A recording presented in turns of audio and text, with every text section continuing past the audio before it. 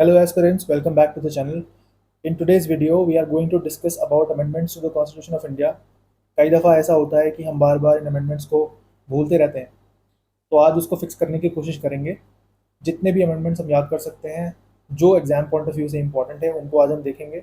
आप देखेंगे कि इस डॉक्यूमेंट में कई सारे और अमेंडमेंट्स भी होंगे, तो जितने भी पूछे जा सकते हैं अक्रॉस एग्जामिनेशन सब इसके अंदर डाले हुए हैं। लेकिन हम स्पेसिफिकली आज यूपीपीएससी के एग्जाम की बात करेंगे, क्योंकि उसमें बहुत लिमिटेड स्कोप है। उससे बाहर निकल कर भी एग्जामिनर अगर पूछता है तो उतना भी हम कवर कर लेंगे आज की वीडियो में। आप अगर घटना चक्र उठा करके देखेंगे तो उसमें देखेंगे कि बड़े लिमिटेड एरियाज से रिपीटेड क्वेश्चंस आए हैं when it comes to amendments. But since in recent years in 23-24 जो भी पेपर्स अब आ रहे हैं उसमें थोड़ी डिफिकल्टी का लेवल ऊपर होता जा रहा है, इसलिए हमें रेडी रहना है। बट दैट डजंट मीन कि हम सारे अमेंडमेंट्स को याद करने के लिए बैठ जाएंगे। हम देखेंगे वही जो इंपॉर्टेंट है। ठीक है, चलिए। तो यहाँ पे लिखा हुआ है for UPPSC focus on blue highlighted text, they ask very limited questions from here. So we will start with first amendment act 1951। तो पहली अमेंडमेंट 1951 में हुई थी। So right after the constitution was made, अगले साल ही हमने पहला अमेंडमेंट कर दिया। तो देखो, state was empowered to make special provisions for advancement of social and educationally backward classes. तो सबसे पहले तो अमेंडमेंट जो थी उसमें ये था। सेकंड क्या था, 9th शेड्यूल ऐड हो गया to protect the land reforms and other laws from being challenge. Judicial review ना लगे उस पर, इसलिए डाला उसमें।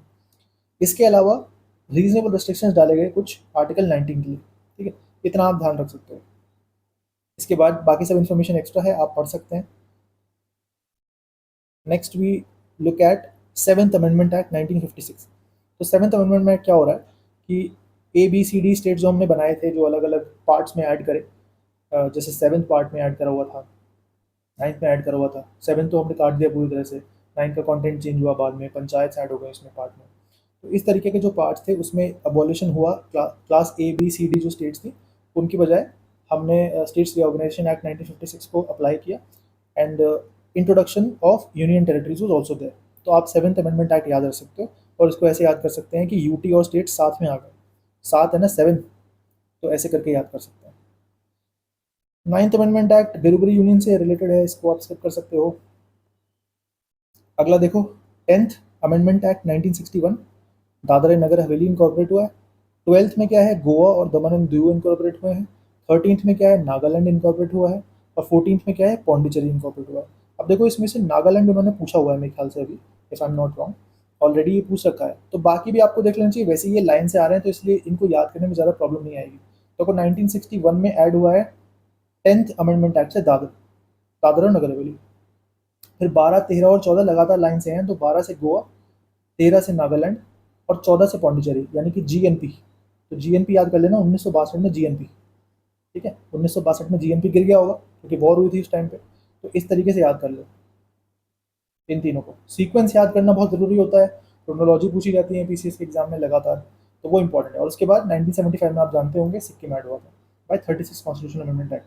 35 से वो प्रोटेक्टेड बना हुआ था और 35 के जन्म के बाद फिर 36 लाए तो उससे फुल स्टेट बन गया वो इंडिया में। चलो, फिर देखिए 21st अमेंडमेंट एक्ट 1967। तो 1967 में जो अमेंडमेंट आया ये किसके लिए, Sindhi language was added into the 8th schedule of Indian constitution. अब देखो, सिंधी का आ गया यहाँ पे, तो सारी भाषाओं का जिक्र यहीं पे कर लेते हैं। ठीक है, तो सबसे पहले देखो 21st कॉन्स्टिट्यूशनल अमेंडमेंट एक्ट 1967, जैसे मैंने कहा सिंधी ये ऐड हुई। फिर इसको जूम कर देता हूँ मैं थोड़ा। 71st 1992 में हुआ, तो उससे कोंकणी, नेपाली और मणिपुरी ऐड हुई। और 92nd 2004 में हुआ, उससे बोडो, डोगरी, संथली और मैथिली। तो इसका भी क्रोनोलॉजी आ सकता है पूछने के लिए एग्जाम में, ये बहुत ज़रूरी है, इसको ज़रूर याद कर लें, कभी ना कभी ये पूछा ही जाना है।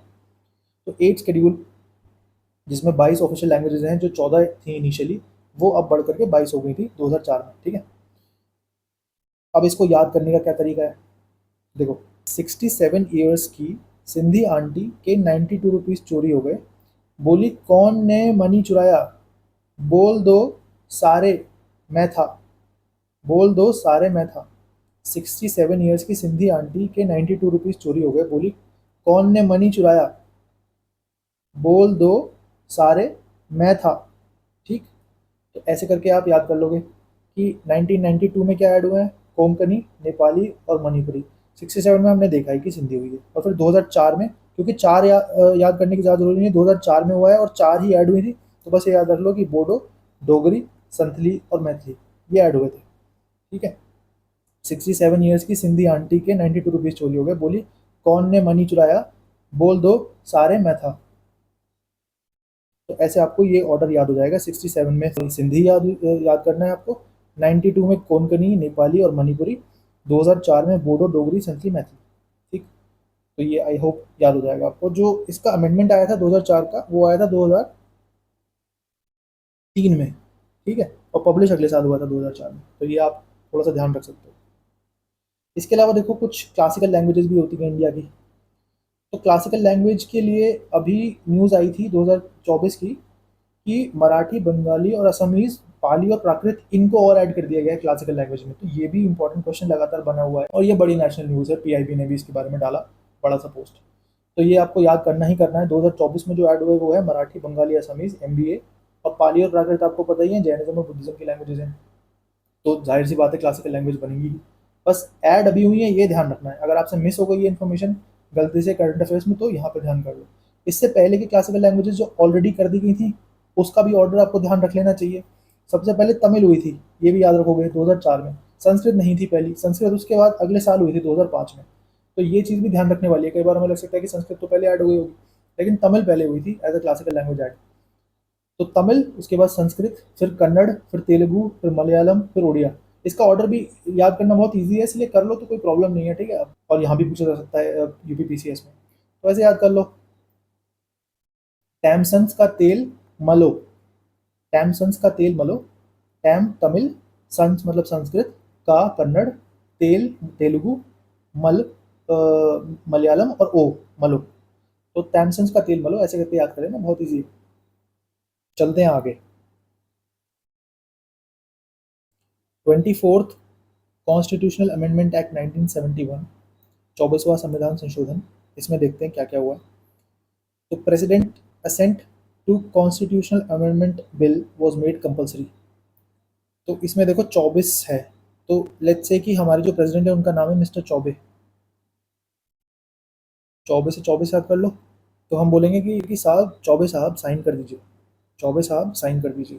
तो असेंट जो होगा वो देना पड़ेगा कॉन्स्टिट्यूशनल अमेंडमेंट बिल को। ठीक है, उसमें कोई ऑप्शन नहीं है रिकन्सिडरेशन का प्रेसिडेंट के पास। Next is affirm the power of parliament to amend any part of the constitution including fundamental rights. So this was also upheld Kesavananda Bharati case 1973 में, but of course it was subject to basic structure. ठीक है, तो ये हो गया। 25th amendment वैसे property के curtailment से रिलेटेड है, देख सकते हो आप इसको अगर देखना चाहो तो।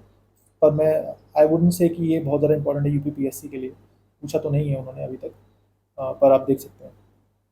इसमें ये भी था कि any law made to give effect to the directive principles contained in article 39 B और 39 C can not be challenge on the ground of violation of rights guaranteed by articles 14, 19 and 31। तो 31 तो अब है नहीं, ये तो हट गया था।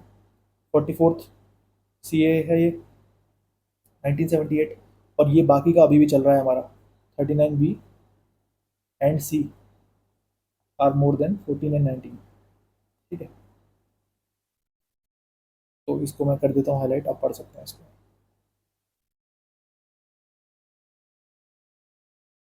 Next 26th constitutional amendment act 1971। तो देखो 26 है, तो देखो ये होता है एक कहावत, चले थे छब्बे बनने दूबे ही रह गए। तो छब्बे बनने चले थे दूबे ही रह गए। 26 कॉन्स्टिट्यूशनल अमेंडमेंट एक्ट किससे रिलेटेड है? प्रिवी पर्स और प्रिविलेजेस जो थे फॉर्मर रूलर्स के, प्रिंसली स्टेट्स के, वो खत्म कर दिए। ठीक है, तो ऐसे करके याद रख लेना। जो प्रिंसली स्टेट्स के जो रूलर्स थे वो छब्बे बनने चले थे पर दूबे ही रह गए। उनका जो पर्स है वो ले लिया गवर्नमेंट ऑफ इंडिया ने वापस। ठीक है, आगे चलो। इसके बाद 36th amendment act 1975।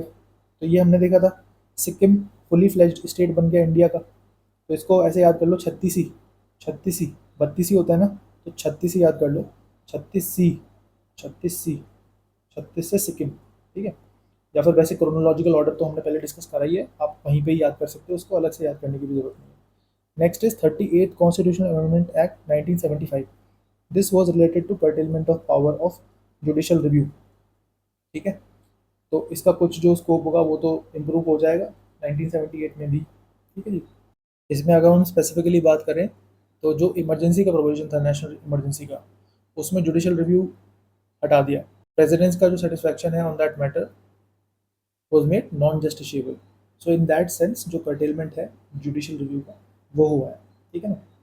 But again जैसा मैंने कहा 1978 का जब एक्ट आएगा 44th CAA, तो उससे ये जो मूव होगा वो रिवर्स हो जाएगा। आगे देखते हैं 42nd कॉन्स्टिट्यूशनल अमेंडमेंट एक्ट 1976। इसमें बहुत ज़्यादा चेंजेस हुए हैं, इसलिए इसको मिनी कॉन्स्टिट्यूशन भी बोलते हैं। 3 नए वर्ड्स ऐड हो गए, सोशलिस्ट, सेक्युलर और इंटेग्रिटी। फंडामेंटल ड्यूटीज़ एडेड हो गई, ठीक है। 4A में, पार्ट 4A में ऐड हो गई fundamental duties. Provided provision for administrative tribunals and tribunals for other matters. तो पार्ट 14A जो हमने याद करा था पार्ट्स वाले वीडियो में, उसमें आप देख सकते हो, तो ट्राइब्यूनल्स उससे ऐड हुए थे, ठीक है। एक ये चीज़ हुई थी, tenure of Lok Sabha and state legislative assembly was raise from 5 to 6, तो ये तो रिवर्स हो जाएगा 44 में जाकर के। अगला देखो 3 new directive principles of state policy, जिसमें पहला है 43A, फिर सेकंड है 39A और थर्ड है 48A। ये ऐड हो गए। वर्कर का participation in management of industries और equal justice and free legal aid 39A जो हमारा है, और प्रोटेक्शन ऑफ इन्वायरमेंट। तो 48 is about protection of cows and 48A is about environment. Cow comes first, environment second, है ना। इस तरीके से हमने याद करा था उस वीडियो में, अगर आप याद कर पा रहे हो तो। आगे देखो 44th कॉन्स्टिट्यूशन अमेंडमेंट एक्ट 1978। तो जितना भी जो इशू रेज करा गया 42nd अमेंडमेंट के बाद, उस सबको इम्प्रूव करने के लिए या फिर उसको रीइंस्टेट करने के लिए पहले वाले सिचुएशन में ये जनता गवर्नमेंट ने इनैक्ट किया था, ठीक है। तो इसमें सबसे पहले तो टर्म जो था वो वापस आ गया 5 years पे।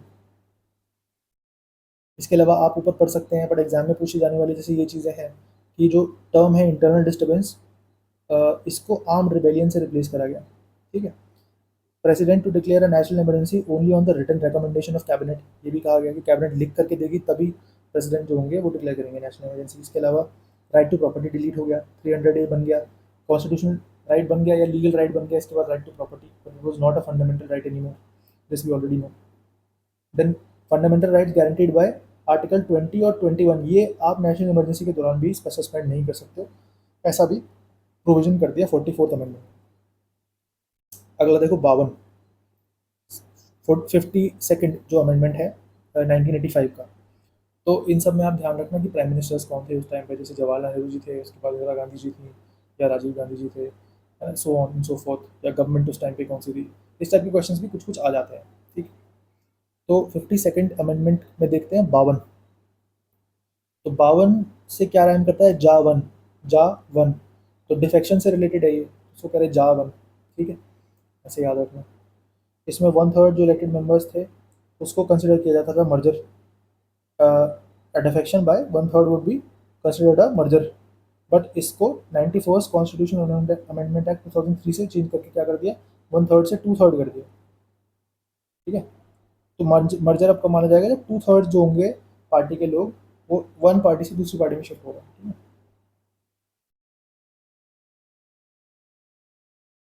एंड देन जो इस पर जो डिसीजन होंगे वो चेयरमैन या स्पीकर ऑफ द हाउस लेंगे। अगला देखो 61st कॉन्स्टिट्यूशनल अमेंडमेंट एक्ट 1989। तो इसमें वोटिंग एज जो है 21 से 18 कर दी है। तो 61 और 21, तो 1 आ रहा है दोनों में, ऐसे करके याद करना है इसको। इसी तरीके से बनाना, हर बार जब भी 61 लिखा हो देखे तो उसको बना लेना कि भाई 21 से 18 होगा। 65th amendment act 1990 multi member national commission for SC STs बन गया, और जो स्पेशल ऑफिसर था उसको हटा दिया, ये भी ध्यान रखना आप।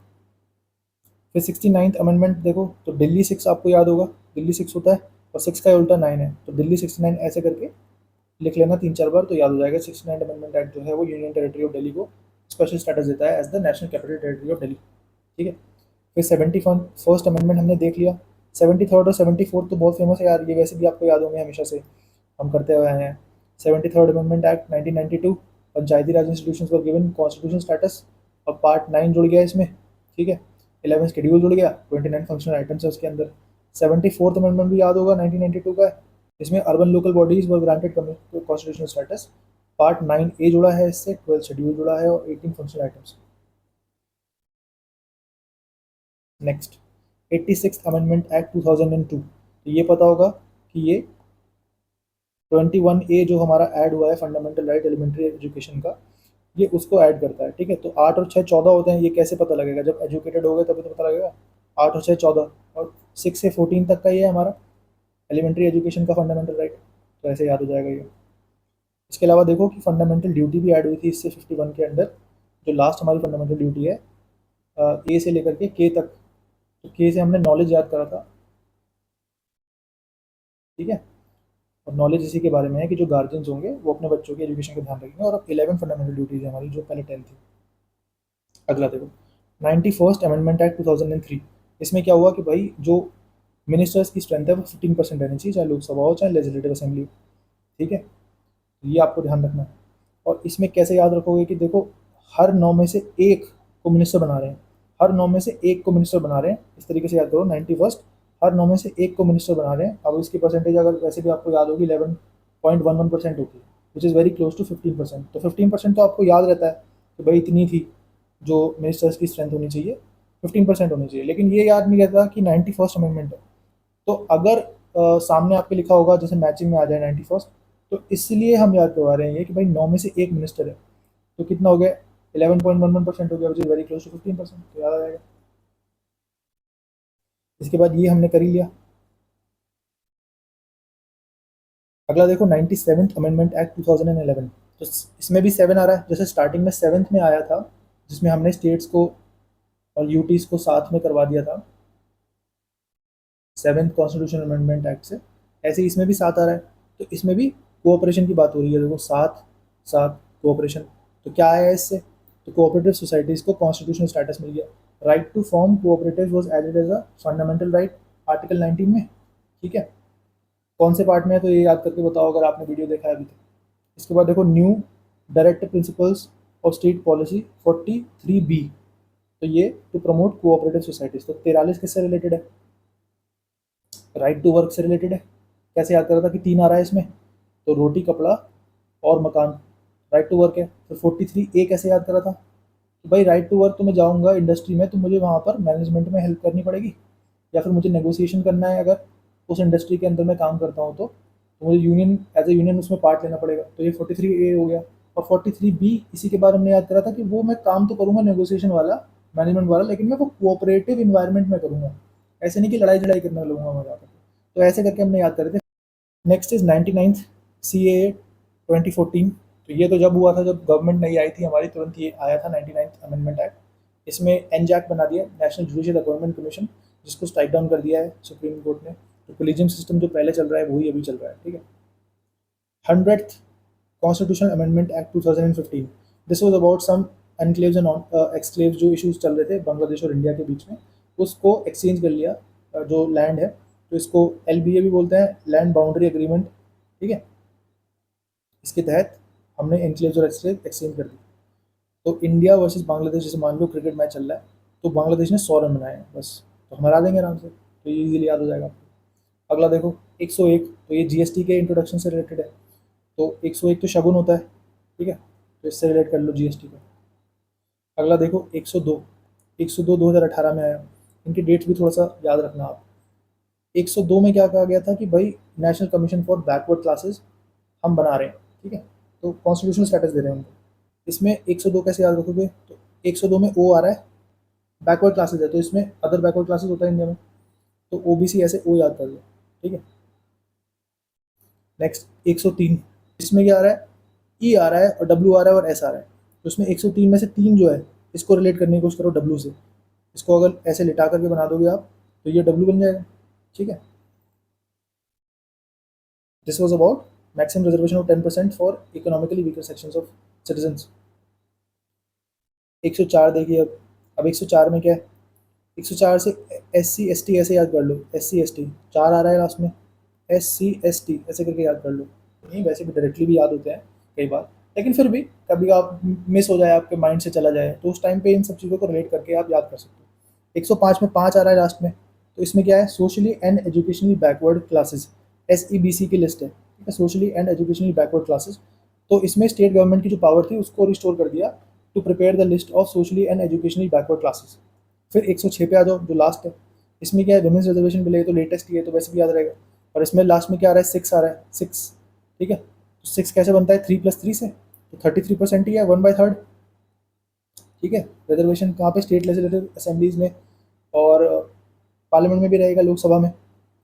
इसके अलावा national capital territory of Delhi जो है वहाँ की लेजिस्लेटिव असेंबली में। और अभी जो दो इन्होंने क्या करा कि 2023 में ही जम्मू कश्मीर रीऑर्गेनाइजेशन बिल ला दिया, सेकंड बिल 2023 में।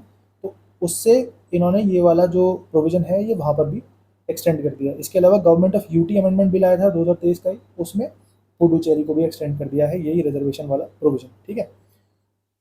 तो अब सब जगह पे हो गया बेसिकली। मिसलेनियस इन्फॉर्मेशन देख लो कि भाई हिमाचल प्रदेश, मणिपुर, त्रिपुरा, गोवा, मिजोरम और अरुणाचल प्रदेश एक समय पर कभी यूनियन टेरिटरी रहे थे। आप बस इतना ध्यान रखना अपने माइंड में, है ना। यहाँ पे मैंने मैप पे मार्क भी कर दी। ठीक है।